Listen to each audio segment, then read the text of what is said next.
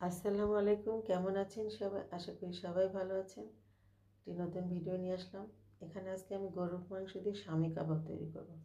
তো আমি প্রথমে মাংসগুলোকে ব্লেন্ডার করে নিয়েছি। এখানে আমি 500 গ্রামের মতো গরুর কিমা মাংস নিয়েছি ছোট ছোট করে কেটে। এরপর আমি 3-4টা পাউরুটি ব্লেন্ডার করে ব্রেড ক্রাম করে নিয়েছি। এখন সবগুলো মিশিয়ে আমি একটি ডিম দিলাম, পেঁয়াজ রসুন কুচি, জিরার গুঁড়ি, কাঁচামরিচ কুচি, তারপর আপনার কাবাব মশলা, ভাজা জিরার গুঁড়া, মরিচের গুঁড়া দিলাম, তারপরে আপনার দারচিনির গুঁড়া, তারপরে অরিগেনো, সব কিছু আমি মিক্স করে ভালো মতো এটা হাতে একদম চটকে চটকে নেব। খুব সুন্দরভাবে এটা একদম ম্যাশ করতে হবে, মানে দানা দানা না থাকে। পেঁয়াজটা একটু আস্তে আস্তে যেহেতু, তার ভিতরে এরকম সুন্দর করে ম্যাশ ম্যাশ করে দিতে হবে। আপনি এটা যত ভালো করে মাখাবেন আপনার এটা কাবাবটা তত টেস্টি হবে।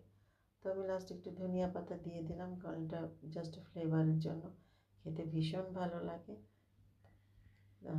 এরপর আমি কাবাবের শেপ দিয়ে নিলাম, বেশ কয়েকটা হয়েছে, এটা দিয়ে আমার প্রায় 13-14টার মতো হয়েছে 500 গ্রাম দিয়ে। তো এগুলো নামিয়ে এখন 2টা ডিম দিয়ে গড়িয়ে এখন আমি ডুবো তেলে এগুলো সুন্দর করে ভেজে নেব।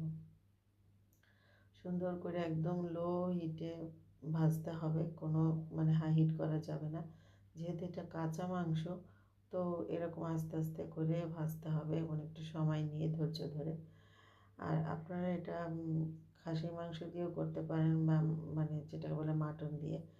তো যারা গরু মাংস খায় না তারা মাটন দিয়ে করতে পারে। এই তো আমার লাল লাল করে দেখেন কথা বলতে বলতে ভাজা হয়ে গিয়েছে। এইভাবে আমি সবগুলো ভেজে নিয়েছি এবং এটা আপনি পোলাওর সাথে, ভাতের সাথে, বিকালে স্ন্যাক্স হিসাবে যে কোনোভাবে খেতে পারবেন।